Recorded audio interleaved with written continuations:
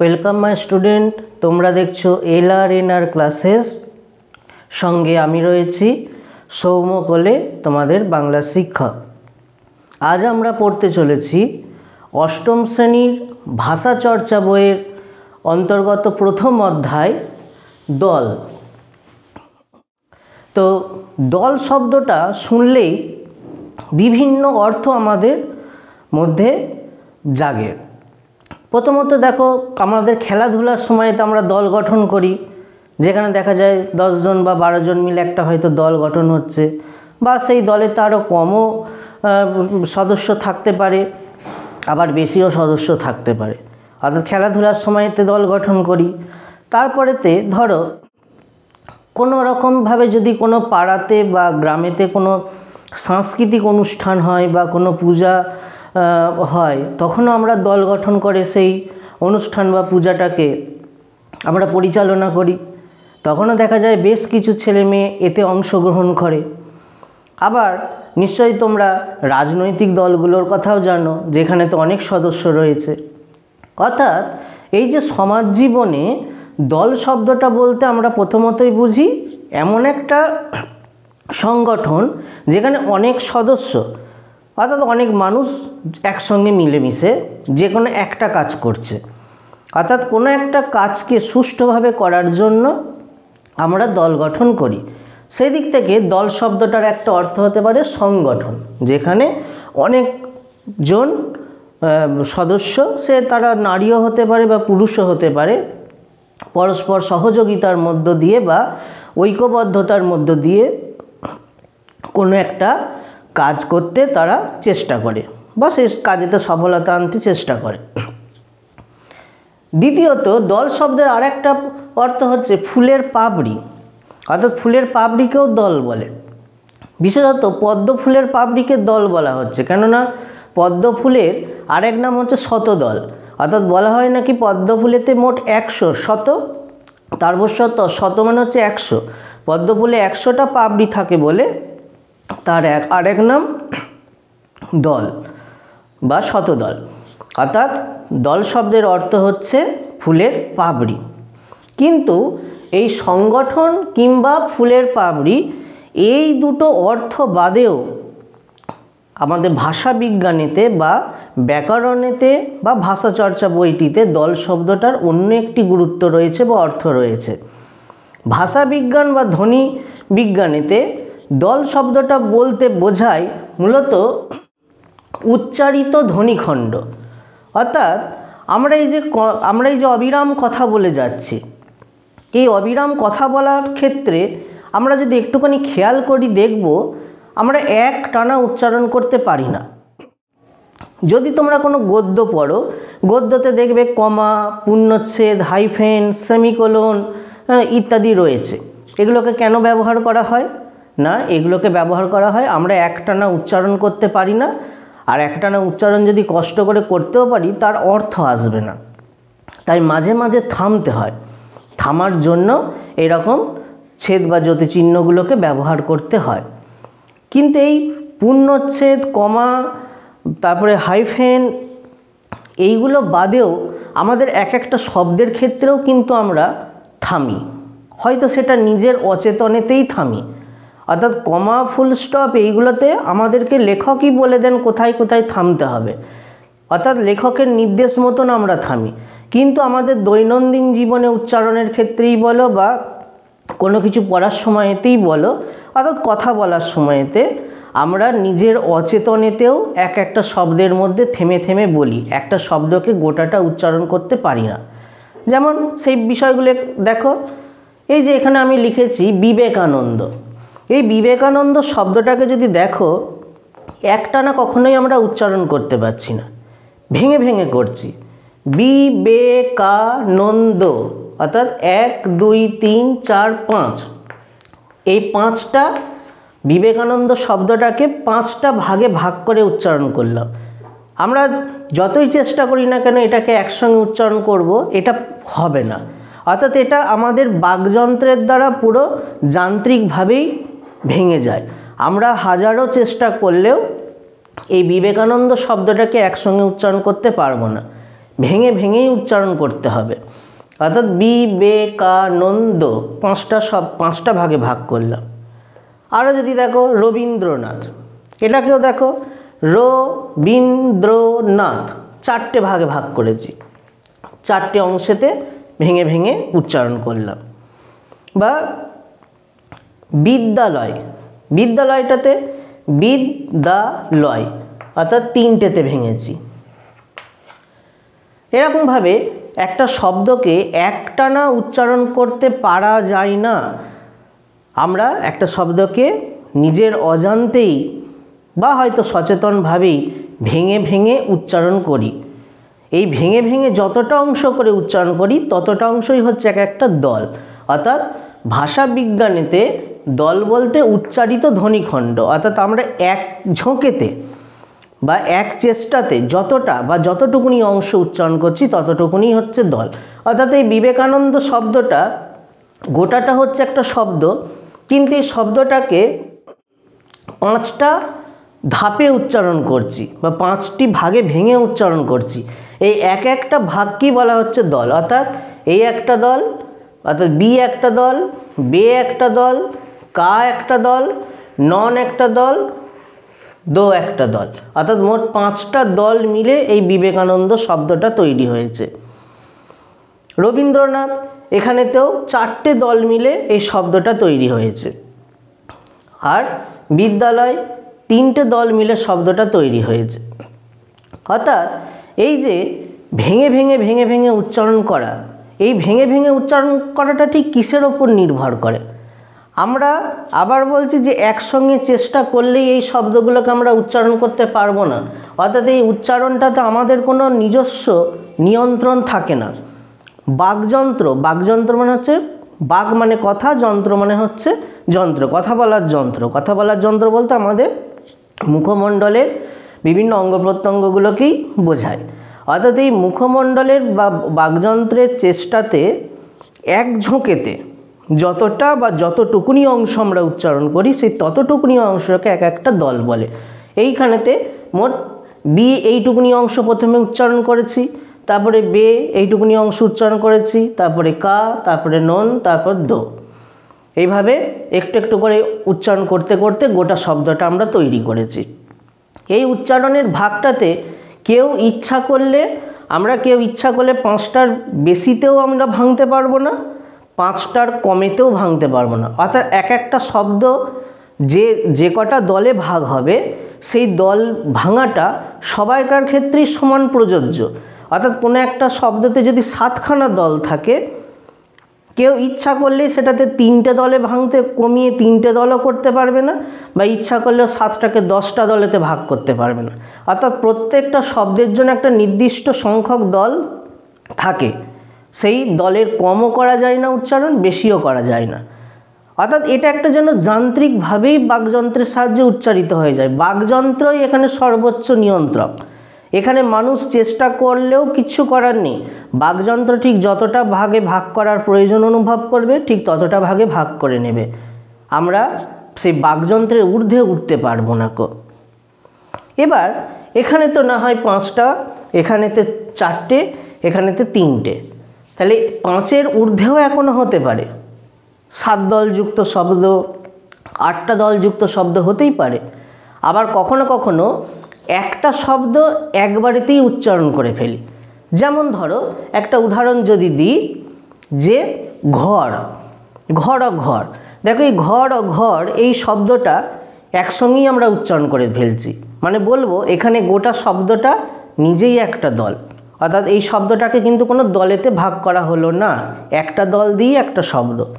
আরও ধরো আমি হয়তো বললাম বোন, ব দন্তন্য বোন, বা ময়াকার মা।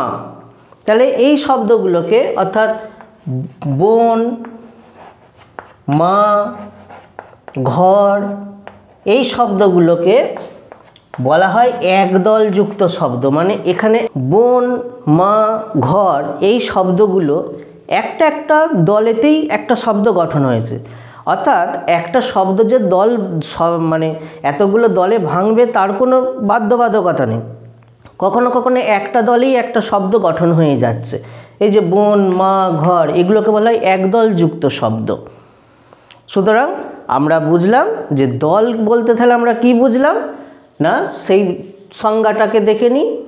বাকযন্ত্রের স্বল্পতম প্রয়াসে শব্দের যেটুকু অংশ উচ্চারিত হয় তাকে দল বা অক্ষর বলে। এটা হচ্ছে দলের সংজ্ঞা।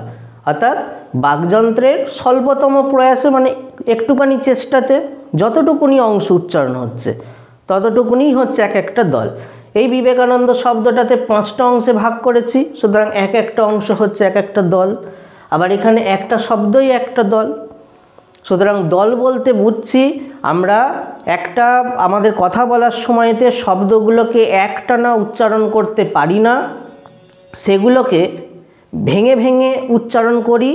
এই ভাঙাটা কিন্তু আমাদের কোনো রকমভাবে আমাদের নিয়ন্ত্রণে থাকে না কো, এটা বাকযন্ত্রই ঠিক করে দেয় কটা ভাগে ভাঙবো, কিভাবে উচ্চারণ করব। এবং বাকযন্ত্র সকলে আলাদা আলাদা বাকযন্ত্র তো অবশ্যই আছে, কিন্তু বাকযন্ত্রের কাজটা কিন্তু সবাইকার ক্ষেত্রেই প্রযোজ্য হয়। অর্থাৎ বিবেকানন্দ শব্দটা পৃথিবী যেই উচ্চারণ করুক না কেন তাকেই 5টা দলেতেই উচ্চারণ করতে হবে, কেউ ইচ্ছা করলে কম বা বেশিতে করতে পারবে না। অর্থাৎ বাকযন্ত্রের চেষ্টাতে একটা শব্দের যেটুকুনি ধ্বনি আমরা এক চেষ্টায় উচ্চারণ করতে পারি বা এক ঝোঁকে উচ্চারণ করতে পারি সেইটুকুনি হচ্ছে দল। এই দল ভাঙা হয় বাকযন্ত্রের একটা যান্ত্রিক ক্রিয়াকলাপের দ্বারা। অর্থাৎ যেন একটা যন্ত্রের মতন বাকযন্ত্র কাজ করে, কোনো রকমভাবে অন্য কারো কথা শুনবে না। একটা যন্ত্রতে কোনো একটা প্রোগ্রাম সেট করে দিলে সে যেমন অটোমেটিকভাবে বাজতে থাকে, হ্যাঁ, তেমনি এই বাকযন্ত্র যেন অনেকটা যন্ত্রের মতনই, নামকরণেই তো যন্ত্র শব্দটা আছে, এখানেতেও ঠিক এই অটোমেটিকভাবেই এটা ভেঙে যায়। ইচ্ছা করলেও একটানা উচ্চারণ করতে পারবো না, ইচ্ছা করলেও কম দলেতে উচ্চারণ করতে পারবো না, ইচ্ছা করলেও বেশি দলেতে উচ্চারণ করতে পারবো না। এই হচ্ছে আমাদের দলের প্রাথমিক ধারণা।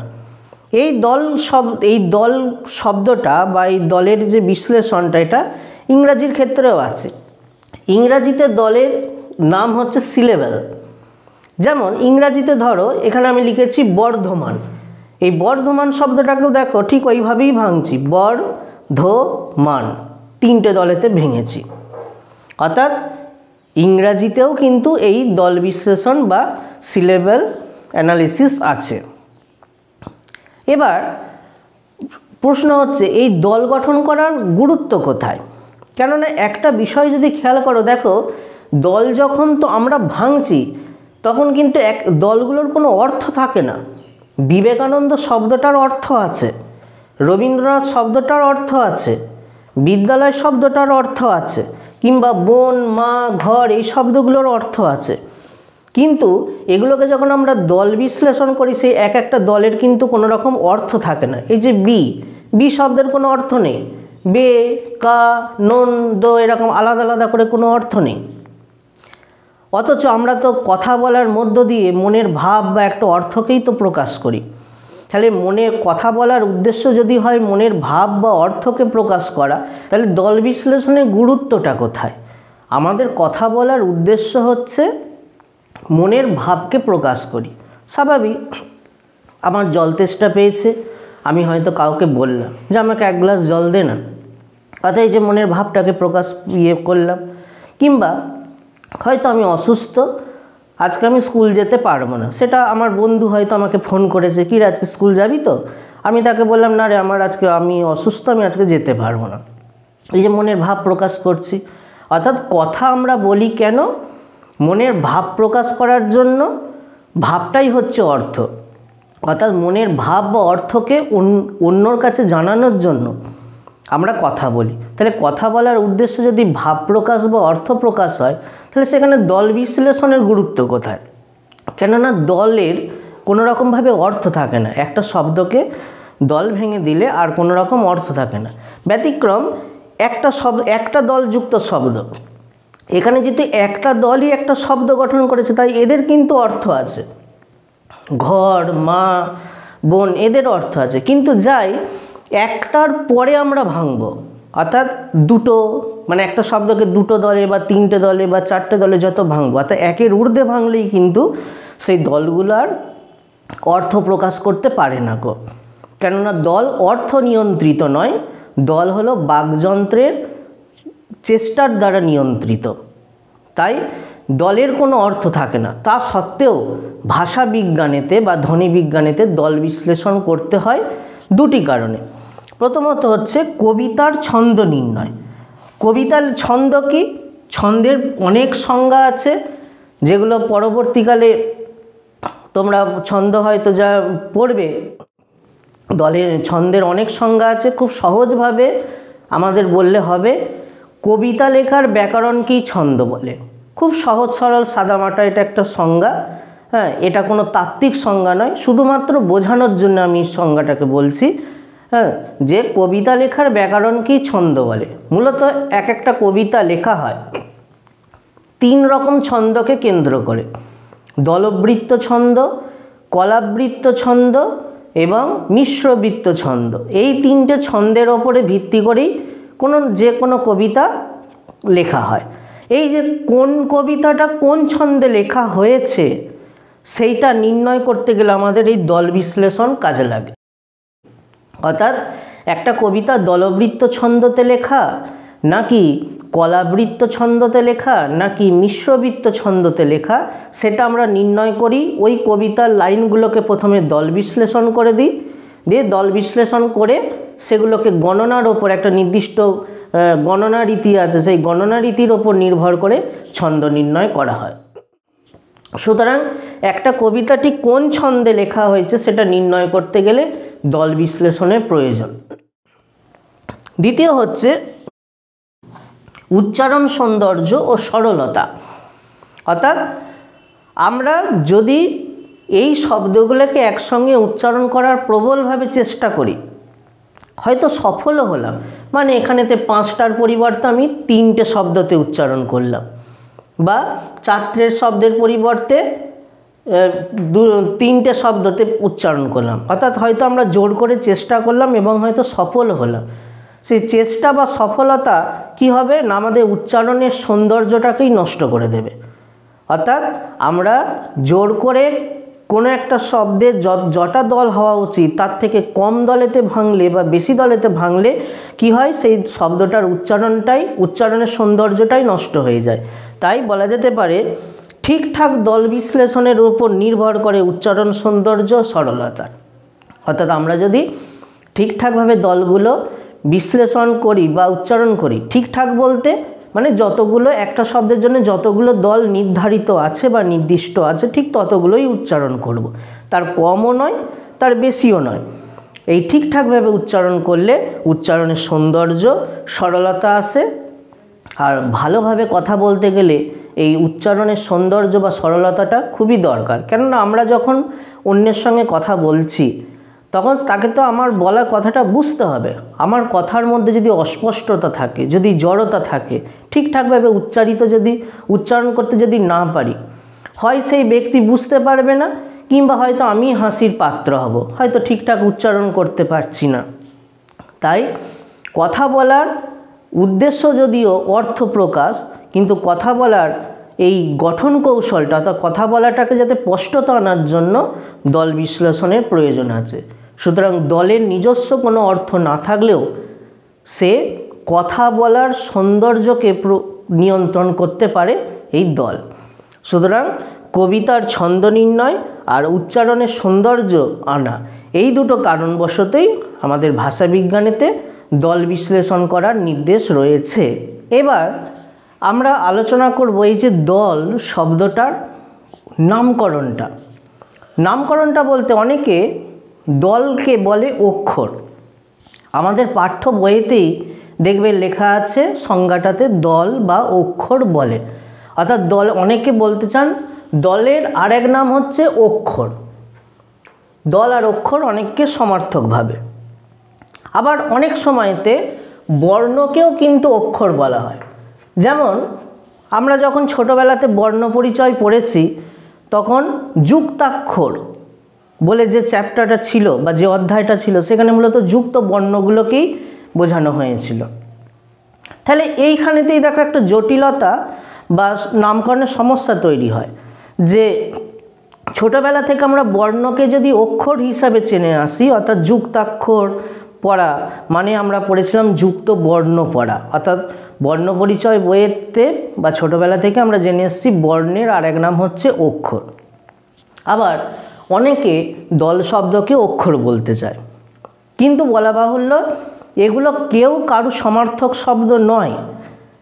আসলে এই রকম নামকরণের হেরফেরের জন্য আসল কারণ হচ্ছে আমাদের বাংলা ব্যাকরণ যখন লেখা শুরু হচ্ছিল তখন বাংলা ব্যাকরণ মূলত সংস্কৃত ব্যাকরণকেই আদর্শ মেনে চলতো। আর এইখানেতেই সমস্যাটা তৈরি হয় যে সংস্কৃত ব্যাকরণে বাস্তবিক অক্ষরকে দল বলা হয় বা দলকে অক্ষর বলা হয়, আবার সংস্কৃত ব্যাকরণেতেই বর্ণকেও অক্ষর বলা হয়। অর্থাৎ প্রথম যুগের ব্যাকরণবিদরা যখন এই সমস্ত তাদের ব্যাকরণ বইগুলো লিখতে শুরু করছেন তখন তারা আদর্শ হিসাবে অনুসরণ করেছেন সংস্কৃততে লেখা ব্যাকরণ বইগুলো। তাই খুব স্বাভাবিকভাবে তাদের এই নামকরণগুলোতেও সমস্যা চলে এসছে। কিন্তু আধুনিক ভাষাবিজ্ঞানের আলোকে বিশ্লেষণ করে বলা যেতে পারে যে বর্ণ বা অক্ষর বা দল এগুলো কেউই কারো কিন্তু সমার্থক শব্দ নয়, এদের প্রত্যেকের আলাদা আলাদা করে নিজস্ব বৈশিষ্ট্য আছে। তো দেখো কিভাবে বৈশিষ্ট্যগুলো চিনে নিই। প্রথম একটা শব্দকে যদি বর্ণ বিশ্লেষণ করি, অর্থাৎ একটা শব্দের বর্ণগুলোকে যদি বিশ্লেষণ মানে হচ্ছে ভেঙে দিই, সেটা কীরকম দাঁড়ায়। যেমন আমরা নিয়েছি বিদ্যালয় শব্দটা। বিদ্যালয় শব্দটার বর্ণ বিশ্লেষণ মানে হচ্ছে শব্দটা থেকে ব্যঞ্জন বর্ণ আর স্বরবর্ণগুলোকে আলাদা করে দেওয়া। আমরা ছোটোবেলা থেকেই পড়ে এসেছি ব্যঞ্জন বর্ণ সবসময় স্বরবর্ণের সাহায্যে উচ্চারিত হয়, অর্থাৎ এমন কোনো ব্যঞ্জন বর্ণ নেই যে স্বরবর্ণের সাহায্য ছাড়া উচ্চারিত হতে পারে। তাহলে সেদিক থেকে বলা যেতে পারে ব্যঞ্জন বর্ণ যদি স্বরবর্ণের সাহায্যে উচ্চারিত হয় তাহলে ব্যঞ্জন বর্ণের সঙ্গে সবসময় স্বরবর্ণ জড়িয়ে আছে বা মিশে আছে। বর্ণ বিশ্লেষণে আমরা কি করি, এই যে ব্যঞ্জন বর্ণের সঙ্গে যে স্বরবর্ণটা একসঙ্গে হয়ে আছে সেই দুটোকে আলাদা করে দিই। সেই হিসাবে দেখো বিদ্যালয় শব্দটা যখন বর্ণ বিশ্লেষণ করছি তখন আমরা ব্যঞ্জন বর্ণ থেকে স্বরবর্ণগুলোকে আলাদা করে দিয়েছি। প্রথম হচ্ছে বি, বয়হস্যই বি, এই যে ব যুক্ত হস্যই, দয়ে জফালা আকার মানে দ, জফালা মানে হচ্ছে অঞ্জ, তারপরে আ, তারপরে কি আছে ল, ল মানে হচ্ছে ল যুক্ত অ, কিছু লয়ের সঙ্গে কিছু নেই মানে অ আছে, আর অন্তস্থ, অন্তস্থের সঙ্গে অ আছে। অর্থাৎ এই যে বয়ে হস্যই, বয়ে হস্যই মানে ব যুক্ত হস্যই, দয়ে জফালা আকার মানে দ যুক্ত অঞ্জ যুক্ত আ, ল মানে ল যুক্ত অন্তস্থ মানে অন্তস্থ যুক্ত অ। এইখানেতে অর্থাৎ বর্ণ বিশ্লেষণ করছি মানে ব্যঞ্জন বর্ণ থেকে স্বরবর্ণকে সম্পূর্ণ আলাদা করলাম। ব্যঞ্জন বর্ণ থেকে স্বরবর্ণকে যখন আলাদা করি তখন ব্যঞ্জন বর্ণের তলায় একটা হসন্ত চিহ্ন দিতে হয়। দেখো যখনই ব্যঞ্জন বর্ণ থেকে স্বরবর্ণকে আলাদা করে দিয়েছিলাম, এখানে বয়ে হস্যই ছিল তাই বয়ের তলায় কোনো হসন্ত বসেনি, যেহেতু ব্যঞ্জন বর্ণের সঙ্গে স্বরবর্ণটা যুক্ত হয়ে আছে। কিন্তু এখানে যাই আলাদা করে দিয়েছি অমনি আমি বয়ের তলায় হসন্ত বসিয়েছি। এখানেতেও তাই দয়ে জফালা আকার, এখানেতে দ বা অঞ্জ এর সঙ্গে যখন আ জুড়ে ছিল তখন কারোর তলায় হসন্ত বসেনি, কিন্তু যাই আমি ভাঙলাম মানে স্বরবর্ণটাকে আলাদা করে দিলাম, দেখো দ যুক্ত অঞ্জয়ের তলায় ব্যঞ্জন বর্ণগুলোর তলায় হসন্ত বসালাম, স্বরবর্ণটাকে আলাদা করে দিলাম। স্বরবর্ণের তলায় কোনো দিন হসন্ত হয় না, হসন্ত একমাত্র ব্যঞ্জন বর্ণের তলায় হয়। এবং কখন হয়, যখন ব্যঞ্জন বর্ণ থেকে স্বরবর্ণটাকে আমরা আলাদা করে দিই তখনই হয়। এবার এই বর্ণ বিশ্লেষণের আরেকটা বিষয় যেটা হচ্ছে যে বয়ে হস্যই, হিসেব মতন দেখো হস্যইটা এখানেতে আগে আছে অথচ আমরা এখানে পরে লিখে দিলাম। আসলে এখানেতে দেখে মনে হচ্ছে হস্যইটা আগে আছে, কিন্তু এটা হস্যইয়ের প্রতীক চিহ্ন, অর্থাৎ হস্যইয়ের প্রতীক চিহ্ন। প্রতীক চিহ্ন বলতে অ বাদে প্রত্যেকটা স্বরবর্ণেরই প্রতীক চিহ্ন আছে। যেমন ধরা যাক হস্যই এর প্রতীক চিহ্ন হচ্ছে এরকম, দীর্ঘই এর প্রতীক চিহ্ন এরকম, এর প্রতীক চিহ্ন এটা, ওই এর প্রতীক চিহ্ন এটা, আ এর প্রতীক চিহ্ন এটা, তারপরেতে ও এর প্রতীক চিহ্ন এটা, ও, এর প্রতীক চিহ্ন হচ্ছে এটা, রি, এর প্রতীক চিহ্ন এটা। অর্থাৎ এর প্রত্যেকটা দেখো বর্ণগুলোর প্রতীক চিহ্ন আছে, কিন্তু একমাত্র অ এর কিন্তু কোনো রকম প্রতীক চিহ্ন নেই। তাই অ কারোর সঙ্গে মিশে থাকলে সেইটাকে বোঝা যায় না। এই যে সেই জন্য দেখো লয়ের সঙ্গে যেহেতু অ মিশে আছে, তাই লয়ের কোনো প্রতীক চিহ্ন আমরা দিতে পারিনি, যেহেতু অ এর কোনো প্রতীক চিহ্ন হয় না। অন্তস্থের সঙ্গে অ মিশে আছে বলে কোনো আমরা প্রতীক চিহ্ন দিতে পারিনি, কিন্তু এই যে দয়ে জফলার সঙ্গে আ যুক্ত হয়ে আছে বলে আমরা এখানে প্রতীকটা দিতে পেরেছি। বয়ের সঙ্গে হস্যই জুড়ে আছে বলে হস্যইটা দিতে পেরেছি। তো সেই জন্যে বলা হচ্ছে প্রতীক চিহ্ন, হস্যইটা প্রতীক চিহ্ন হিসাবে আগে থাকতেই পারে, কিন্তু উচ্চারণে সবসময়তে ব্যঞ্জন বর্ণের পরে বসে। অর্থাৎ যখন বর্ণ বিশ্লেষণ আমরা করব তখন আগে ব্যঞ্জন বর্ণ তারপর স্বরবর্ণ লেখে, প্রতীক চিহ্নতে যাই থাকুক না কেন আগেতে বর্ণ বিশ্লেষণের সময়তে আগে সবসময় ব্যঞ্জন বর্ণ তারপরেতে স্বরবর্ণ বিশ্লেষণ লেখা হয়। যেহেতু ওই যে বলা হয় ব্যঞ্জন বর্ণ স্বরবর্ণের সাহায্যে উচ্চারিত হয়, যে সাহায্য করে সে সবসময় পেছনেতেই আসে, তাই আগে স্বরবর্ণ আসে, আগে ব্যঞ্জন বর্ণ আসে, তারপর স্বরবর্ণ আসে। এটা গেল বর্ণ বিশ্লেষণ। তাহলে বর্ণ বিশ্লেষণ বলতে আমরা বুঝলাম ব্যঞ্জন বর্ণ থেকে স্বরবর্ণকে আলাদা করে দেওয়া। এবার অক্ষর বিশ্লেষণ মানে ওই একই শব্দ নিয়েছি দেখো, অক্ষর বিশ্লেষণ মানে এক একটা ব্যঞ্জন বর্ণ স্বরবর্ণ সহ শুধু মাত্রাটাকে দেখো আলাদা করছি। অর্থাৎ বয়ে হস্যই এই একটা অক্ষর, দয়ে জফলা আকার এই একটা অক্ষর, ল একটা অক্ষর, অন্তস্থ একটা অক্ষর। অর্থাৎ এখানেতে ব্যঞ্জন বর্ণ স্বরবর্ণকে আলাদা করছি না, অক্ষর বিশ্লেষণ মানে হচ্ছে ব্যঞ্জন বর্ণ স্বরবর্ণ সহ এক একটা ধ্বনিখণ্ডকে আলাদা করছি। অর্থাৎ বি, তারপরে দা, তারপর ল, তারপর অন্তস্থ। এরকম অক্ষর বিশ্লেষণের ওপর ছন্দ নির্ণয় করা হয় সংস্কৃততে। ওই যে এই বিশ্লেষণটা মূলত সংস্কৃত থেকেই আমাদের বাংলা ব্যাকরণেতে এসেছে। এটা হচ্ছে অক্ষর বিশ্লেষণ, ব্যঞ্জন বর্ণ স্বরবর্ণ সহ একটা একটা করে আলাদা করে দেওয়া। আর শেষ আসছি আমাদের দল বিশ্লেষণ। দল বিশ্লেষণ কিন্তু সম্পূর্ণ আমাদের উচ্চারণের ওপর নির্ভর করে, ঠিক যেমনটি উচ্চারণ করছি তেমনটি। অর্থাৎ দেখো বিদ্যালয় উচ্চারণটাকে বিদ্যালয়। একটা মজার বিষয় হচ্ছে যেহেতু এই বাংলা ব্যাকরণেতে দল বলতে আমরা ঠিক যতটা উচ্চারণ করছি ততটা, বা ঠিক যেভাবে উচ্চারণ করছি সেইভাবে লিখতে হয়, তাই খুব স্বাভাবিকভাবে এইখানেতে দেখো দয়ে জফলা ছিল, হ্যাঁ মানে দ একটাই ছিল, অথচ এখানেতে দেখো দ দুটো হয়ে গেছে, এবং এখানেতে জফলা ছিল অথচ এখানে তার জফলাটা নেই। কেন না এই জফলার জন্যেই দটা দুটো হয়ে গেছে। যেহেতু আমরা দল বিশ্লেষণেতে উচ্চারণটার ওপরেতেই গুরুত্ব দিই, উচ্চারণটার ওপর গুরুত্ব দিই বলেই জফলাটা নেই, অথচ জফলার জন্যেই দটা দুবার উচ্চারণ হচ্ছে এবং দুবার লিখতে হচ্ছে। এরকম জফলার কাজ হচ্ছে দুবার করে দেওয়া, একটা বর্ণকে দুবার উচ্চারণ করিয়ে দেওয়া। এরকম ধরো অন্তস্থ ব থাকলেও দুবার উচ্চারণ হয়। যেমন ধরো অশ্ব, অ তারবস্বয়ে বয়ে অশ্ব, অশ্ব মানে হচ্ছে ঘোড়া। অশ্ব শব্দটাকে যদি দল বিশ্লেষণ করি অশ্ব, দেখো বয়ের উচ্চারণটা করছিই না, তারবস্বয়ের তলায় যে বয়ের উচ্চারণটা বটা আছে তার উচ্চারণ করছিই না, হ্যাঁ, পরিবর্তে বয়ের জন্য তারবস্বটাকে আমরা দুবার উচ্চারণ করে দিচ্ছি অশ্ব হয়েছে। একইভাবে ধরো রফালা দিয়ে যদি উচ্চারণ করি রুদ্র, রয় হস্য দয় রফালা রুদ্র, দেখো দয়ের সঙ্গে যে রফালাটা আছে রফালার উচ্চারণটা হচ্ছে না, কিন্তু রফালার জন্য দটা দুবার উচ্চারণ হয়ে যাচ্ছে রুদ দো। অর্থাৎ তাহলে দল বিশ্লেষণেতে উচ্চারণটাই আসল, ঠিক যেভাবে উচ্চারণ করছি যতটা উচ্চারণ করছি তার ওপরেতেই দল বিশ্লেষণ করা হয়।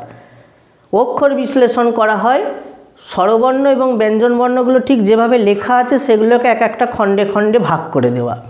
আর বর্ণ বিশ্লেষণ বলতে আমরা বুঝি বর্ণ থেকে ব্যঞ্জন বর্ণ থেকে স্বরবর্ণগুলোকে আলাদা করে দেওয়া। সুতরাং আমরা এই যে ভাঙার বিশ্লেষণ থেকেই বুঝতে পারছি যে বর্ণ অক্ষর দল এরা কখনোই পরস্পরের সমার্থক নয়। এদের এই নামকরণগুলোর হেরফেরের কারণ হচ্ছে সংস্কৃত ব্যাকরণকে অনুসরণ করা। আধুনিক ব্যাকরণেতে বা আধুনিক ভাষা বিজ্ঞানে এগুলো কখনোই সমার্থক শব্দ নয়, দল এর শুধুই উচ্চারিত রূপ। এবার এই তিনটের মিলটা কোথায়? এই তিনটের মিল হচ্ছে একটা শব্দকে তিনটে ভাবে ভেঙে দেখানোর প্রক্রিয়া, বর্ণ বিশ্লেষণ, অক্ষর বিশ্লেষণ বা দল বিশ্লেষণ। হ্যাঁ, এগুলোর মূলত একটা শব্দকে বিভিন্নভাবে ভেঙে দেখানোর একটা প্রক্রিয়া, এটা হচ্ছে মিল। আর দ্বিতীয় মিল, তিনটে বিশ্লেষণেই কোনো রকম অর্থকে গুরুত্ব দেওয়া হয় না। অর্থাৎ এই যে এখানে বিদ্যালয়, এটাকে যখন ব যুক্ত হস্যই যুক্ত দ করে এরকম ভাঙছি, ব হস্যই দ এগুলো আলাদা আলাদা করে অর্থ নেই। এখানে অক্ষর বিশ্লেষণে বি, দা, ল, অন্তস্থ এখানে এরকম করে যখন ভেঙেছি এরও কোনো অর্থ নেই। বা দল বিশ্লেষণে আগেই বলেছি এদের কোনো অর্থ থাকে না। অর্থাৎ এই তিনটের আরেকটা মিল হলো বর্ণ বিশ্লেষণ, অক্ষর বিশ্লেষণ আর দল বিশ্লেষণ। তিনটে বিশ্লেষণেই অর্থকে কোনো রকম গুরুত্ব দেওয়া হয় না, মূলত শব্দের গঠন কৌশল আর তার উচ্চারণ কৌশল এই দুটোকেই গুরুত্ব দেওয়া হয়। এরাই হচ্ছে তিনটের মিল। কিন্তু এই মিল থাকলেও এরা কখনোই পরস্পরের সমার্থক শব্দ নয়। তাই দল মানে কখনোই আমরা অক্ষর বলবো না, দল শুধুই তার নাম হচ্ছে দল, যাকে ইংরাজিতে বলা হয় সিলেবেল। এবার আমরা এই যে দলটা গঠন হয় কিভাবে, সেই দল গঠনের রূপবৈচিত্র্যটাকে আমরা দেখব। আমাদের বাস্তবিক জীবনেতে দল গঠন আমরা কিভাবে করি? অনেক ছেলেরা মিলে, হ্যাঁ, বা অনেক মেয়েরা মিলে এক একটা দল গঠন করি। অর্থাৎ একটা দলেতে অনেক সদস্য থাকে কিন্তু। তেমনি আমাদের যে আমরা এই দলগুলো বিশ্লেষণ করে আলোচনা করছি, সেই দলগুলোরও গঠনের কৌশল আছে।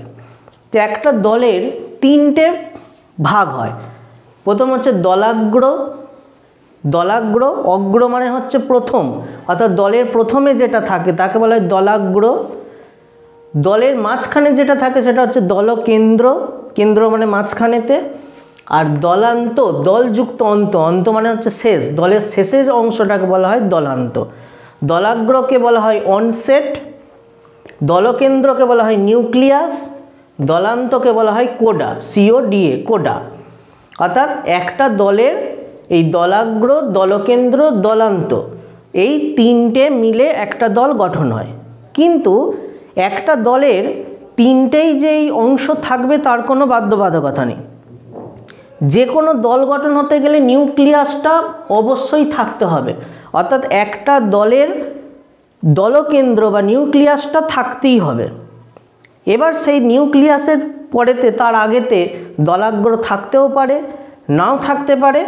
আবার দলকেন্দ্রের পরেতে দলান্ত থাকতেও পারে, নাও থাকতে পারে। আবার কখনো এরা তিনটেই থাকতে পারে। অর্থাৎ একটা দল গঠনের প্রধান শর্ত হলো সেই দলের দলকেন্দ্র বা নিউক্লিয়াসটাকে কিন্তু থাকতে হবে। এবার দলাগ্র বা দলান্ত অর্থাৎ অনসেট বা কোডা থাকলো কি না থাকলো সেটা গুরুত্বপূর্ণ নয়। এই দলকেন্দ্রটা সবসময় হয় একটা স্বরবর্ণ, অর্থাৎ দলকেন্দ্র সবসময় স্বরবর্ণ হয়। এখানে স্বরবর্ণ ছাড়া অন্য কোনো বর্ণ হবে না। কিন্তু দলাগ্রতে ব্যঞ্জনবর্ণও থাকতে পারে, স্বরবর্ণও থাকতে পারে। আবার একইভাবে দলান্ততেও ব্যঞ্জনবর্ণও থাকতে পারে, স্বরবর্ণও থাকতে পারে। অর্থাৎ দলাগ্র বা দলান্ত ব্যঞ্জনবর্ণ বা স্বরবর্ণ মিলে গঠন হয়, কিন্তু নিউক্লিয়াস বা দলকেন্দ্র সবসময় স্বরবর্ণ নিয়ে গঠন হবে। তো এই গঠন কৌশলটাকে আমরা উদাহরণ সহকারে বুঝি। যেমন আমরা নিলাম বিদ্যালয়। বিদ্যালয় শব্দটাকে আমরা তিনটে দলে ভেঙেছিলাম, বারবার দেখিয়ে এসেছি, বিদ্যালয়। এবার এই যে এই দলটাকে আমরা ভেঙেছি, এই বিদটাকে আমরা বর্ণ বিশ্লেষণ করে আগে ভেঙে নিলাম।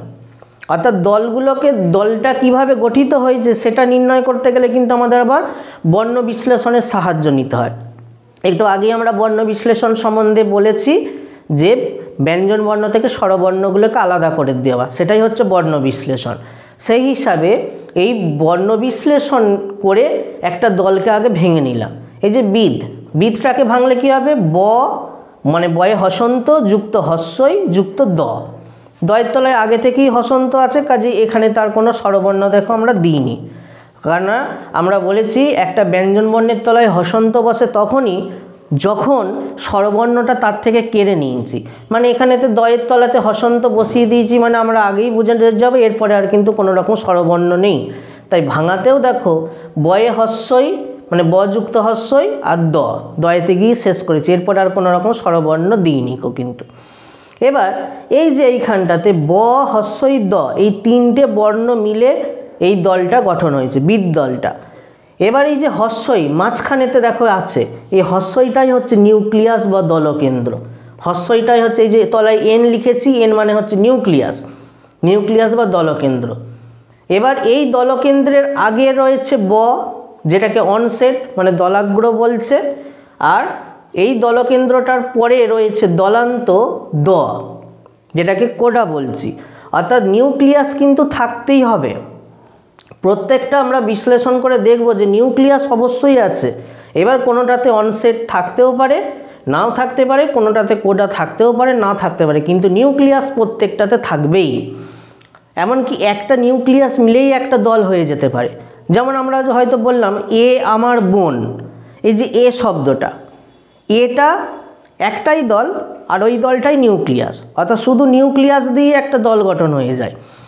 তেমনি এখানেতে হস্যইটা হচ্ছে নিউক্লিয়াস বা দলকেন্দ্র, বটা হচ্ছে অনসেট বা দলাগ্র, আর দটা হচ্ছে কোডা। অর্থাৎ এখানেতে অনসেট আর কোডা দুটোই ব্যঞ্জন বর্ণ দিয়ে গঠন হয়েছে। আবার এই জায়গাগুলোতে স্বরবর্ণও থাকতে পারে, কিন্তু নিউক্লিয়াসে সবসময়তে স্বরবর্ণ থাকে। তারপরেতে দাটাতে দেখো, দা দলটাতে বর্ণ বিশ্লেষণ করে নিলাম আগে, দ যুক্ত আ। এই আটা হচ্ছে নিউক্লিয়াস, হ্যাঁ এখানে আটা হচ্ছে নিউক্লিয়াস, আর আয়ের আগে দ আছে, দটা হচ্ছে অনসেট মানে দলাগ্র। এখানেতে কিন্তু আর কোডাটা নেই, অর্থাৎ ওই জন্যই বলছি যে একটা দলের কোডা থাকতেও পারে, কোডার অনসেট থাকতেও পারে, না থাকতে পারে। এই উদাহরণেতে দেখো আর নেই কিন্তু কোডাটা নেই, শুধু এখানে অনসেট আর নিউক্লিয়াস রয়েছে, কিন্তু এই দলটাতে অনসেট, নিউক্লিয়াস, কোডা তিনটেই রয়েছে। আবার এইখানটাতে লই দলটা দেখো, ল যুক্ত অ যুক্ত অন্তস্থ। অটা হচ্ছে নিউক্লিয়াস, নিউক্লিয়াসের আগে রয়েছে ল, নিউক্লিয়াসের পরে রয়েছে অন্তস্থ। অর্থাৎ এখানেও একইভাবে অনসেট বা কোডা দুটোই রয়েছে। এছাড়াও আমরা একটা আলাদা কতগুলো শব্দ নিয়েছি, যেমন ধরো আই, আ হস্যই আয়। এই আই শব্দটাতে দেখো রয়েছে নিউক্লিয়াস, আটা হচ্ছে নিউক্লিয়াস, হস্যইটা হচ্ছে কোডা। আটা হচ্ছে নিউক্লিয়াস আর এটা হচ্ছে কোডা, অর্থাৎ এখানে আবার অনসেটটা নেই বা দলাগ্রটা নেই, সেই জন্য দেখো এনসি হয়েছে শুধু। আবার একইভাবে অফ, এই অফটাতে দেখো অটা হচ্ছে নিউক্লিয়াস আর পিটা হচ্ছে কোডা মানে দলান্ত, এটাও হয়েছে এনসি। এই উদাহরণটা একটুখানি খেয়াল রাখতে হবে। দেখো আমরা বারবার বলছি যে নিউক্লিয়াস সবসময় স্বরবর্ণ হবে, এইখানে তো না হয় আমরা এই দলগুলোতে আমরা স্পষ্ট বুঝতে পারছি মাঝখানে বা যে স্বরবর্ণটা থাকছে স্বরবর্ণটা নিউক্লিয়াস করে দিচ্ছিলাম, এটা নিউক্লিয়াস করেছি, এটা নিউক্লিয়াস করেছি, এটা করেছি, এটা করেছি। কিন্তু যখন আমার দুটো স্বরবর্ণ মিলে একটা শব্দ গঠন হবে, যেমন ধরো আই, এই যে আই শব্দটা দিয়ে যদি আমি একটা শব্দ তৈরি করি, তাহলে এখানে তো দুটো স্বরবর্ণ হয়ে যাচ্ছে। এর মধ্যে কোনটাকে দলকেন্দ্র করব আর কোনটাকে করব অনসেট বা কোডা করব, অর্থাৎ দলাগ্র বা দলান্ত করব। অর্থাৎ সেক্ষেত্রে বলা যেতে পারে যখন দুটো স্বরবর্ণ মিলে একটা শব্দ গঠন হবে, তখন প্রথম স্বরবর্ণটাকে নিউক্লিয়াস করতে হয়, দ্বিতীয় স্বরবর্ণটাকে কোডা বা দলান্ত করতে হয়। প্রথমটা সবসময় হয় নিউক্লিয়াস আর দ্বিতীয়টা হয়ে যায় কোডা, এটা খেয়াল রাখবে। এই হলো আমাদের দল গঠনের তিনটে ভাগ। এবার আসছি আমাদের দলের শ্রেণী বিভাগ। দলকে দুটো ভাগে ভাগ করি, মুক্ত দল আর রুদ্ধ দল। এরকম কেন নাম হয়েছে সেটা একটু পরে আসছি। এই মুক্ত দল আর রুদ্ধ দল কখন হয় বা কখন একটা দলকে দেখে বলবো মুক্ত দল এটা, আর কখন একটা দলকে দেখে বলবো এটা রুদ্ধ দল, এটা বোঝার আগে আমাদের একটু অন্য প্রসঙ্গে যায়। স্বরধ্বনি, স্বরধ্বনিকে মূলত দুটো ভাগে ভাগ করা যায়, মৌলিক স্বরধ্বনি আর যৌগিক স্বরধ্বনি। মৌলিক স্বরধ্বনির সংখ্যা হচ্ছে 7টা। অ, আ হস্যই বা দীর্ঘই, এ, ও হস্য বা দীর্ঘ, আর এ। এই যে 7টাকে বলা হয় মৌলিক স্বরধ্বনি, কেননা এই স্বরধ্বনিগুলি এককভাবে উচ্চারণ হতে পারে, অন্য কোনো স্বরধ্বনির সাহায্য নেয় না। অর্থাৎ এই স্বরধ্বনিগুলি এককভাবে বা একাই উচ্চারিত হতে পারে বলে এটাকে মৌলিক স্বরধ্বনি বলে। এর মধ্যে অ, আ, হস্যই বা দীর্ঘই, এ, ও আর হস্য বা দীর্ঘ এদের বর্ণ আছে, কিন্তু এটার কোনো রকম বর্ণ নেই। অথচ স্বরধ্বনিটা আমরা উচ্চারণ করি কিন্তু। যেমন ধরো আমি হয়তো বললাম মেলা দেখতে যাচ্ছি, মেলা বানানটাকে লিখি ময়েকার লয়াকার, তাহলে হিসেব মতন কি আমার তো বলা উচিত ছিল মেলা দেখতে যাচ্ছি। বা হয়তো আমরা বললাম যে বেলা হয়ে গেল, তাহলে বেলা বানান আমরা লিখি বয়েকার লয়াকার, মানে বেলা হয়ে গেল আমাদের উচ্চারণ করার কথা ছিল, কিন্তু আমরা আদৌ বেলা হয়ে গেল বা মেলা দেখতে যাচ্ছি কথাটা বলি না। এর উচ্চারণটা লিখি কিন্তু এর উচ্চারণটা করি না। দেখো ওখানে এর উচ্চারণটা হয়ে যাচ্ছে, মেলা দেখো ময়ে জফালা আকার হয়ে যাচ্ছে, বা বেলা বয়ে জফালা আকার হয়ে যাচ্ছে। অর্থাৎ এই স্বরধ্বনিটাকে দিয়ে লেখা হয় কিন্তু উচ্চারণ হয় এর মতন, তাই এটাকেও মৌলিক স্বরধ্বনি বলা হয়। বাকি অর্থাৎ এইগুলোর বর্ণ আছে, অ, আ, হস্যই বা দীর্ঘই, এ, হস্য বা দীর্ঘ এগুলোর বর্ণ আছে, এটার বর্ণ নেই, কিন্তু মোট 7খানা মৌলিক স্বরধ্বনি। আর যৌগিক স্বরধ্বনি কাকে বলে? যখন দুটি স্বরধ্বনি একসঙ্গে উচ্চারণ হয়ে যায়, একই সঙ্গে উচ্চারণ হয়ে যায় যখন দুটো স্বরধ্বনি, তখনই তাকে বলা হয় যৌগিক স্বরধ্বনি। যেমন ওই একটা যৌগিক স্বরধ্বনি, ও একটা যৌগিক স্বরধ্বনি। কেন ওইটাকে ভাঙলে দেখো এর মধ্যে দুটো স্বরধ্বনি লুকিয়ে আছে, অ আর হস্যই দুটো স্বরধ্বনি লুকিয়ে আছে। সেটা কি করে বুঝবো? ওই দিয়ে একটা বানান দেখো লিখেছি দয়ে ওই দই, এই দয়ে ওই দইটাকে বর্ণ বিশ্লেষণ করো, দ যুক্ত ওই। আবার দই বানানটাকে আমরা দ হস্যই দইও তো অনেক সময় লিখতে পারি, তাহলে দ হস্যই দই যখন লিখছি তখন বানানটা আবার বিশ্লেষণ করলে দ যুক্ত অযুক্ত হস্যই, মানে দেখো দটা ঠিকই আছে, ওইটার পরিবর্তে এখানে অহস্যই হয়েছে। অর্থাৎ আমরা বুঝতে পারছি ওইটার মধ্যে দুটো স্বরধ্বনি একসঙ্গে উচ্চারণ হয়ে যাচ্ছে, তাই ওইটা হচ্ছে যৌগিক স্বরধ্বনি। এই যে দুটো স্বরধ্বনি যখন একসঙ্গে উচ্চারণ হয় তখন তাকে যৌগিক স্বরধ্বনি বলে। যৌগিক স্বরধ্বনি চিহ্ন হচ্ছে এরকম তলায় একটা চাঁদের মতন, যে দুটো স্বরধ্বনি একসঙ্গে উচ্চারণ হচ্ছে সেই দুটো স্বরধ্বনির তলায় এরকম একটা চাঁদের মতন চিহ্ন দিয়ে দিতে হয়। এখানে ওইটার মধ্যে অহস্যটা উচ্চারণ হচ্ছে, তাহলে ওইটা হচ্ছে যৌগিক স্বরধ্বনি। একইভাবে হচ্ছে ওটাও যৌগিক স্বরধ্বনি, কেননা ও এর মধ্যে অ আর হস্যও আছে। বানান দিয়ে করি, যেমন মৌ বানানটা দেখো ময়েও মৌ, এটাকে যখন ভাঙছি ম যুক্ত ও, আবার ম হস্য মৌ বানানটা লিখলে তখন আবার ভাঙছি ম যুক্ত অযুক্ত হস্য।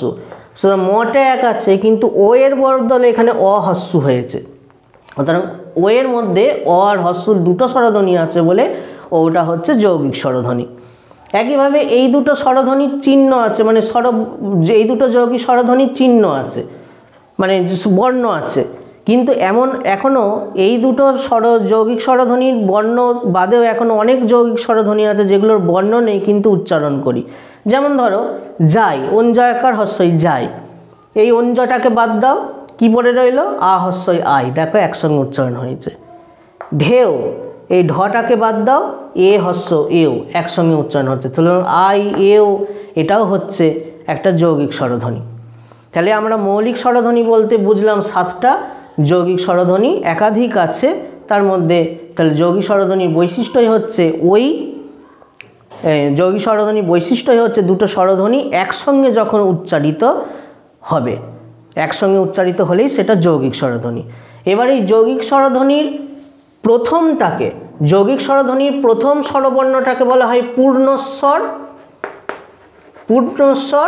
আর দ্বিতীয় স্বরবর্ণটাকে বলা হয় বা স্বরধ্বনিটাকে বলা হয় খণ্ডস্বর। কেন? যখন দুটো স্বরধ্বনি আমরা একসঙ্গে উচ্চারণ করছি তখন প্রথম স্বরধ্বনিটা খুব স্পষ্টভাবে পুরোটা উচ্চারণ হচ্ছে, তাই যৌগিক স্বরধ্বনির প্রথম স্বরধ্বনিটাকে বলা হয় পূর্ণস্বর, আর দ্বিতীয় স্বরধ্বনিটা একটু হলেও অস্পষ্ট রূপে অর্ধেক উচ্চারণ হচ্ছে বলে যৌগিক স্বরধ্বনির দ্বিতীয়টাকে বলা হয় খণ্ডস্বর বা অর্ধস্বর। অর্থাৎ খণ্ড মানে অর্ধেক উচ্চারণ হচ্ছে বলেই খণ্ড। তাহলে যৌগিক স্বরধ্বনি, একটা যৌগিক স্বরধ্বনি বলা যেতে পারে পূর্ণস্বর এবং অর্ধস্বরের সমষ্টি। তাহলে আশা করি এই যে জায়গাটা বোঝা গেছে। এবার এই মৌলিক যৌগিক স্বরধ্বনিটাকে কেন ভাগ করলাম সেটা এবার আমাদের আসি, কেননা দলের যে শ্রেণীবিভাগ করা হয়েছে মুক্ত দল আর রুদ্ধ দল, এটার ক্ষেত্রে কাজে লাগবে। প্রথমত মুক্ত দল কাকে বলে লিখেছি দেখো, মৌলিক স্বরধ্বনি থাকে, অর্থাৎ মুক্ত দল কাকে বলবো, যে দলের শেষে মৌলিক স্বরধ্বনি থাকে তাকেই বলা যেতে পারে মুক্ত দল। আবার বলছি, যে দলের শেষে শুধুমাত্র মৌলিক স্বরধ্বনি অর্থাৎ এই 7টার মধ্যে যে কোনো একটা থাকবে তাকে বলা হয় না মুক্ত দল। যেমন এ দেখো নি একটা দল, দন্তন্যযুক্ত এ, তাহলে শেষে কি আছে, এ আছে, এ হচ্ছে মৌলিক স্বরধ্বনি। বা হয়তো আমি বললাম খা, খা মানে খ যুক্ত আ, দেখো শেষেতে আ আছে, অর্থাৎ আটা হচ্ছে মৌলিক স্বর। তারপর এই যে মেলা, ম যুক্ত এ মেলা, এখানেতেও দেখো শেষেতে এ, যেটাকে আমরা এ দিয়ে লিখি মৌলিক স্বর, আর এটাও আ, এটা হচ্ছে মৌলিক স্বর। অর্থাৎ এই যে এই দলগুলোর শেষেতে মৌলিক স্বরধ্বনি আছে বলেই এটাকে বলা হচ্ছে মুক্ত দল। তাহলে মুক্ত দলের বৈশিষ্ট্যই হলো যে এই দলের শেষে একমাত্র মৌলিক স্বরধ্বনি থাকবে, অন্য কোনো স্বরধ্বনি থাকবে না, অর্থাৎ যৌগিক স্বরধ্বনি থাকবে না, আর কোনো রকমভাবে কোনো ব্যঞ্জনবর্ণ থাকবে না। ঠিক উল্টোটা হচ্ছে রুদ্ধ দল। রুদ্ধ দল কাকে বলে না, দেখো লিখেছি যৌগিক স্বরধ্বনি, খণ্ডস্বর বা হসন্তযুক্ত ব্যঞ্জনবর্ণ। অর্থাৎ সংজ্ঞা আকারে বললে বলবো, যে দলের শেষেতে যৌগিক স্বরধ্বনি থাকে কিংবা যে দলের শেষে কোনো একটা খণ্ডস্বর, আগেই বলেছি খণ্ডস্বর হচ্ছে যৌগিক স্বরধ্বনির দ্বিতীয় অংশটা, দ্বিতীয় স্বরধ্বনিটা, কোনো একটা খণ্ডস্বর বা অর্ধস্বর থাকে কিংবা হসন্তযুক্ত ব্যঞ্জনবর্ণ থাকে, হসন্তযুক্ত ব্যঞ্জনবর্ণ থাকে, তখন তাকে বলা হয় রুদ্ধ দল। অর্থাৎ কোনো যৌগিক স্বরধ্বনি দিয়ে বা কোনো হসন্তযুক্ত ব্যঞ্জনবর্ণ দিয়ে সমাপ্ত দলকেই বলা হয় রুদ্ধ দল। যেমন ধরো যায়, এখানে অঞ্জাটাকে বাদ দাও, মানে অঞ্জযুক্ত আ যুক্ত হস্যই, এ দেখো আ হস্যই যৌগিক স্বরধ্বনি। অর্থাৎ এই যাই শব্দটা রুদ্ধ দল কেন, যৌগিক স্বরধ্বনি দিয়ে এই রুদ্ধ দলটা গঠন হয়েছে। এই যে আ হস্যইটা রয়েছে, দুটো স্বরধ্বনি একসঙ্গে, যৌগিক স্বর। তারপরে ধরো ঘর, এখানেতে র মানে শেষেতে হসন্ত আছে, তাই এটা হচ্ছে রুদ্ধ দল। অর্থাৎ এই রুদ্ধ দলটা যৌগিক স্বর দ্বারা গঠিত হয়েছে, আর এই রুদ্ধ দলটা ব্যঞ্জনবর্ণ দ্বারা গঠিত হয়েছে। অর্থাৎ যে দলের শেষে যৌগিক স্বরধ্বনি বা হসন্তযুক্ত ব্যঞ্জনবর্ণ বা খণ্ডস্বর থাকে তাকেই, সেই দলকে বলা হয় রুদ্ধ দল। সেই হিসাবে এই যাই দলটাতে শেষেতে যৌগিক স্বরধ্বনি আছে বলে এটা রুদ্ধ দল, আর ঘর এই শব্দ বা এই দলটাতে যৌগিক ব্যঞ্জনবর্ণ শেষে আছে বলে, অর্থাৎ হসন্তযুক্ত ব্যঞ্জনবর্ণ আছে বলে এটা হচ্ছে রুদ্ধ দল। এবার এই যে মুক্ত দল আর রুদ্ধ দল, এই নামগুলো কেন হয়েছে, মুক্ত আর রুদ্ধ, কেন এই নামটা হয়েছে? আসলে স্বরধ্বনির সংজ্ঞা আমরা পড়ে এসেছি ছোটোবেলা থেকেই, যে ধ্বনি উচ্চারণের সময় শ্বাসবায়ু বাকযন্ত্রের কোথাও বাধাপ্রাপ্ত হয় না, মুক্তভাবে বেরিয়ে আসে, তাকেই বলা হয় স্বরধ্বনি। অর্থাৎ স্বরধ্বনির উচ্চারণে অবশ্যই এই সংজ্ঞাটা কিন্তু মৌলিক স্বরধ্বনির ক্ষেত্রে প্রযোজ্য, এই সংজ্ঞাটা কখনোই যৌগিক স্বরধ্বনির ক্ষেত্রে প্রযোজ্য নয়। তাহলে মৌলিক স্বরধ্বনির সংজ্ঞাই হচ্ছে যে এই স্বরধ্বনিগুলি উচ্চারণের সময় আমাদের ফুসফুস থেকে শ্বাসবায়ু বাকযন্ত্র দিয়ে যখন বেরিয়ে আসছে তখন বাকযন্ত্রে কোথাও বাধাপ্রাপ্ত হবে না, অর্থাৎ শ্বাসবায়ুটা মুক্তভাবে বেরিয়ে আসবে। আর যেহেতু এই মৌলিক স্বরধ্বনি দিয়েই মুক্ত দল গঠন হয়, তাই খুব স্বাভাবিকভাবেই সে শ্বাসবায়ুর বেরিয়ে আসাটার ওপর নির্ভর করেই নাম হয়েছে মুক্ত দল। অর্থাৎ মুক্ত দল কেন বলা হচ্ছে না, মুক্ত দলের উচ্চারণের সময় শ্বাসবায়ু বাকযন্ত্রের কোথাও কোনো রকমভাবে বাধাপ্রাপ্ত হয় না, মুক্তভাবে ফুসফুস থেকে বাকযন্ত্রের মধ্য দিয়ে বেরিয়ে আসে বলেই এই দলটাকে বলা হয় মুক্ত দল। কিন্তু রুদ্ধ দল, রুদ্ধ মানে হচ্ছে আটকে যাওয়া, বন্দী হয়ে যাওয়া। রুদ্ধ দল গঠন হচ্ছে রুদ্ধ দল গঠন হচ্ছে ব্যঞ্জনবর্ণের দ্বারা। ব্যঞ্জনবর্ণের সংজ্ঞা আমরা কিভাবে পড়েছি ছোটোবেলাতে, যে বর্ণ উচ্চারণের সময়েতে বা যে ধ্বনি উচ্চারণের সময়েতে ফুসফুস থেকে শ্বাসবায়ু বাকযন্ত্র দিয়ে বেরিয়ে আসার সময় কোথাও না কোথাও বাধাপ্রাপ্ত হয়, অর্থাৎ বাকযন্ত্র যখন শ্বাসবায়ুকে কোথাও না কোথাও বাধা দেয়, দিয়ে যে বর্ণটা উচ্চারণ হয় তাকে বলা হয় ব্যঞ্জন বর্ণ বা ব্যঞ্জন ধ্বনি। অর্থাৎ ব্যঞ্জন ধ্বনি বা ব্যঞ্জন বর্ণের বৈশিষ্ট্যই হচ্ছে ফুসফুস থেকে বাতাস যখন বেরিয়ে আসবে বাকযন্ত্র বা মুখমণ্ডলের মধ্য দিয়ে, তখন কোথাও না কোথাও বাকযন্ত্রের দ্বারা বাধাপ্রাপ্ত হবে, অর্থাৎ শ্বাসবায়ুটা রুদ্ধ হয়ে যাবে। খুব স্বাভাবিকভাবেই শ্বাসবায়ু রুদ্ধ হয়ে যাওয়াটা যদি ব্যঞ্জন বর্ণের বৈশিষ্ট্য হয় এবং সেই ব্যঞ্জন বর্ণ দিয়ে যদি রুদ্ধদল গঠন হয়, তাহলে খুব স্বাভাবিকভাবেই সেই দলেরও নাম হয়ে যাবে রুদ্ধদল। অর্থাৎ আবার একইভাবে যৌগিক স্বরধ্বনির ক্ষেত্রেও বলা যেতে পারে এখানে দুটো স্বরধ্বনি একসঙ্গে উচ্চারণ করছি, কিন্তু দুটো স্বরধ্বনি উচ্চারণ করার সময়তে দ্বিতীয় স্বরধ্বনিটাতে গিয়ে শ্বাসবায়ুটা আটকে যায় বা কি বাধাপ্রাপ্ত হয়ে যায়। একটা স্বরধ্বনি বা মৌলিক স্বরধ্বনির ক্ষেত্রে শ্বাসবায়ু বাধাপ্রাপ্ত হয় না, কিন্তু যখনই যৌগিক স্বরধ্বনি উচ্চারণ করি তখনই কিন্তু দ্বিতীয় স্বরধ্বনিটাতে গিয়ে অর্থাৎ খণ্ডস্বরটাতে গিয়ে আমাদের শ্বাসবায়ুটা বাধাপ্রাপ্ত হয়ে যায়। সুতরাং মুক্তদল এবং রুদ্ধদল নামকরণের তাৎপর্য কোথায়? না মুক্তদল নামকরণ হয়েছে এই কারণে না এই দলগুলো উচ্চারণের সময় আমাদের শ্বাসবায়ু বাকযন্ত্রের মধ্যে কোথাও বাধাপ্রাপ্ত হয় না, উচ্চারণ মুক্তভাবে হয় বলেই এর নাম হচ্ছে মুক্তদল। আর রুদ্ধদল নামকরণ হয়েছে কেন? না এই দলগুলো উচ্চারণের সময় আমাদের ফুসফুস থেকে নির্গত শ্বাসবায়ু বাকযন্ত্রে কোথাও না কোথাও বাধাপ্রাপ্ত হয়ে যায়, উচ্চারণটা যেন বন্দি বা রুদ্ধ হয়ে যায় কিছুক্ষণের জন্য, তাই এটার নাম হচ্ছে রুদ্ধদল। এবার মুক্তদল রুদ্ধদলের সংজ্ঞাটা আমরা একটু অন্যভাবেও দিতে পারি। সেটা কীরকম? দেখো, মুক্তদলের উদাহরণে একটা আমি নিয়েছি মা। মাটাকে ভাঙলে ম যুক্ত আ, আটা যদি নিউক্লিয়াস অর্থাৎ দলকেন্দ্র হয়, মটা হচ্ছে অনসেট বা দলাগ্র।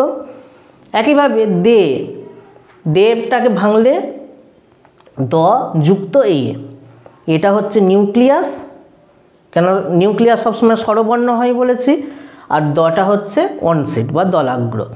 তাহলে প্রত্যেকটার ক্ষেত্রেই দেখো না মুক্তদল মানেই নিউক্লিয়াস অর্থাৎ দলকেন্দ্রটাই, দলকেন্দ্রের পর আর কোনো কোডা থাকছে না, অর্থাৎ কোডা থাকছে না গো বা দলান্ত থাকছে না।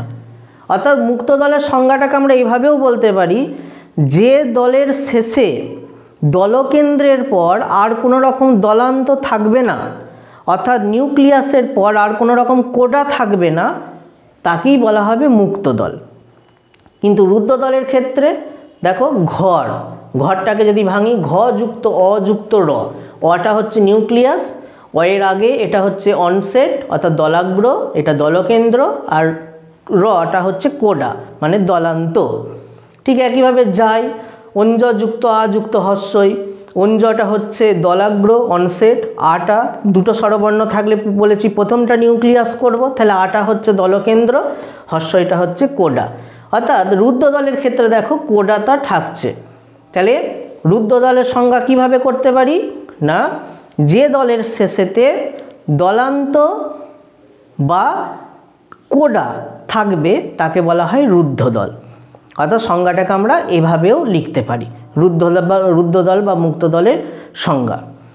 এইবার রুদ্ধদল বা যখন আমরা এই দল বিশ্লেষণ করব আমাদের কিছু বর্ণের পরিবর্তন করতে হয়, সেগুলোকে দেখে নিই।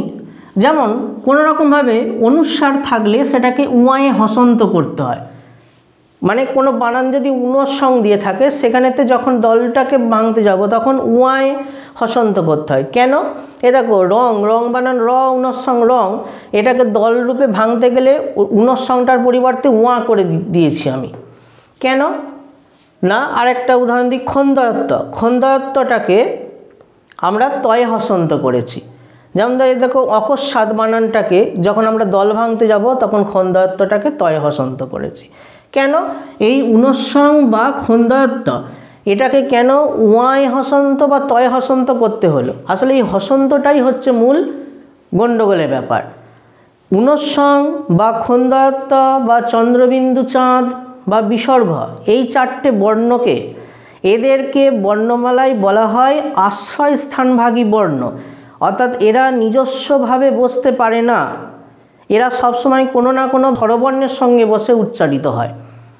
অর্থাৎ বিসর্গ, চন্দ্রবিন্দু চাঁদ, ঊনস্বং আর খন্দায়ত্ত, এই চারটে বর্ণ কখনোই শব্দের প্রথমে বসে কোনো শব্দ গঠন করতে পারে না, এককভাবে ব্যবহারও হতে পারে না। এরা সব সময়তে কোনো না কোনো স্বরবর্ণের সাহায্যে উচ্চারিত হয় বলে বা স্বরবর্ণের আশ্রয় নিয়ে উচ্চারিত হয় বলে এদেরকে আশ্রয়স্থানভাগী বর্ণ বলা হয়। অর্থাৎ স্বরবর্ণগুলোই যেন এই বর্ণগুলোকে আশ্রয় দেয়, তাই এদের আশ্রয়স্থানভাগী বর্ণ বলা হচ্ছে। এই আশ্রয়স্থানভাগী বর্ণ যেহেতু নিজে উচ্চারণ হতে পারে না, তাই এর তলে আমরা হসন্তও বসাতে পারি না। এরা যেহেতু অন্যের আশ্রয়েতে আছে, তাই এদের একক কোনো সত্তা নেই, নিজস্ব কোনো মৌলিক সত্তা নেই বা উচ্চারিত রূপ নেই বলেই এদেরকে আমরা এদের তলায় হসন্ত বসাতে পারি না।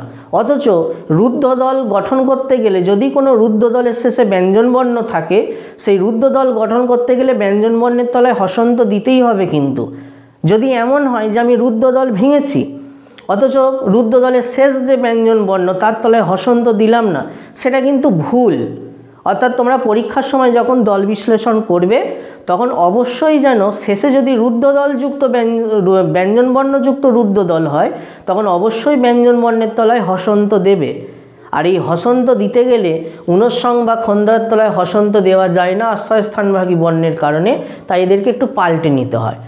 ঊনস্বংটাকে উয়া, খন্দায়েরটা ত, এবং পাল্টে নিলে কোনো রকমভাবে অসুবিধাও নেই, কেননা এদের উচ্চারণগুলো দেখো ঠিক এইটাই হচ্ছে। রং বানান ঊনস্বংয়ের উচ্চারণ কি হচ্ছে? হচ্ছে তো উয়ায়ের উচ্চারণ, রং উচ্চারণে তো হয়েই যাচ্ছে, শুধু আমাদের হাতেতে একটু পাল্টে নেওয়া। একইভাবে তয়ে হসন্ত, এই তয়ে খন্দায়ত্ত উচ্চারণ তো হয় না, অকস্মাৎ যখন উচ্চারণটা করছি দেখো উচ্চারণেতেই ও পাল্টে গেছে, খন্দায়ত্ত তয়ে হসন্ত হয়ে গেছে। এইভাবে এই দুটো বর্ণকে পাল্টে নিতে হয়। এরপরে তো আসছে বিসর্গ। বিসর্গটাকে কোনো রকমভাবে পাল্টে নিতে হয় না, কিন্তু বিসর্গটাকে লেখা যায় না, বরঞ্চ বিসর্গ কী করে একটা বর্ণকে দুটো করে দিচ্ছে। দেখো এই যে দুঃখ বানানটা যখন হয়েছে, বিসর্গটাকে দেখো আমি এখানে আর লিখিনি, বরঞ্চ বিসর্গ খটাকে দুবার করে দিয়েছে। দুঃখ বিসর্গ নিজে উচ্চারণ হয়নি বা অন্য কোনোভাবেও উচ্চারণ হয়নি, শুধু খটাকে দুটো করে দিয়েছে। তাই এখানেতে বিসর্গটা আমি লিখলাম না, কখনোই আমি এখানেতে বিসর্গটা দেব না। তারপরেতে কয়ে মূর্ধন্যস্বয়ে, এই যে এইটা হচ্ছে কয়ে মূর্ধন্যস্বয়ে। কয়ে মূর্ধন্যস্বয়ে এর উচ্চারণটা যখন ভাঙবো দেখবে ক যুক্ত খ হয়ে যায়, অর্থাৎ মূর্ধন্যস্বরটা বদলে খ হয়ে যায়। যেমন দেখো বৃক্ষ, বয়েরই কয়ে মূর্ধন্যস্বয়ে বৃক্ষ, যখন আমি দল ভাঙছি বৃক্ষ, অর্থাৎ এখানেতে কখনোই মূর্ধন্যস্ব কিন্তু লিখব না, ঠিক যেভাবে উচ্চারণটাকে করেছি বৃক্ষ সেইভাবে উচ্চারণটাকে লিখব কিন্তু। কেননা আমাদের দল ভাঙতে গেলে সবসময় তোমরা যেভাবে উচ্চারণ করছো ঠিক সেই উচ্চারণটাকে লিখবে। বানানেতে কি আছে অতটা নজর না দিলেও চলে, উচ্চারিত রূপটাকেই যেহেতু দল বলা হয়, তোমরা ঠিক যেভাবে উচ্চারণ করছো ঠিক সেইভাবেই লিখবে। সেই হিসাবে এখানে দেখো আমি কখনোই বৃক্ষ লিখিনি, বরঞ্চ বৃক্ষ মূর্ধন্যস্বটাকে খ করে দিয়েছি, যেহেতু উচ্চারণটা আমি তো মূর্ধন্যস্ব করছি না, উচ্চারণ তো খ করছি। এছাড়াও আমরা আগেই বলেছি জফালা। জফালা কি করে? জফালা একটা দেখো একটা বর্ণকে দুবার করে দিয়েছে, যে বয়াকার কয় জফালা বাক্য। জফালা নিজে উচ্চারিত হয়নি, কিন্তু এ কী করেছে কটাকে দুটো করে দিয়েছে বাক্য। একইভাবে রফালা।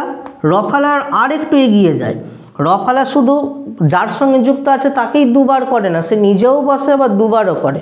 এই যে রুদ্র, দেখো রফালা এখানে বসে হচ্ছে আবার দটাকে দুবার করে দিয়েছে, আর জফালা নিজে বসে না, শুধু দুবার করে দেয়।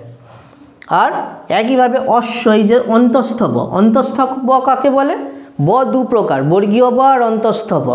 যুক্ত বর্ণের কোনো যুক্ত বর্ণের শেষে যদি ব থাকে, সেই যুক্ত বর্ণের শেষ বটাকে বা যুক্ত বর্ণের স্থানে থাকা দ্বিতীয় বটাকে বলা হয় অন্তস্থ ব, যেটাকে ইংরেজিতে WA দিয়ে লিখতে হয়।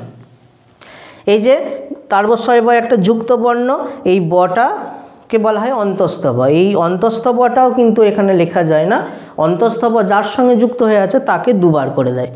তারবস্যের সঙ্গে যুক্ত আছে, দেখো তারবস্য আর তাকে দুবার করে দিয়েছে। ঠিক আছে, আশা করি তোমাদের মোটামুটিভাবে দল বিশ্লেষণ বোঝা গেছে। ভিডিওটা কেমন লাগলো সেটা তোমরা অবশ্যই কমেন্ট বক্সে জানাও। যদি কোনো প্রশ্ন থাকে সেটাও কমেন্ট বক্সে জানাও, আমি উত্তর দেওয়ার চেষ্টা করব। ভালো লাগলে অবশ্যই লাইক করবে, এবং এই ভিডিওটার ওপর যদি তোমাদের কোনো রকমভাবে কোনো প্রশ্নপত্রের প্রয়োজন পড়ে, তোমরা গুগল প্লে স্টোরেতে গিয়ে LRNR অ্যাপটি ডাউনলোড করো এবং সেখান থেকে এর প্রশ্নপত্র সংগ্রহ করে নাও।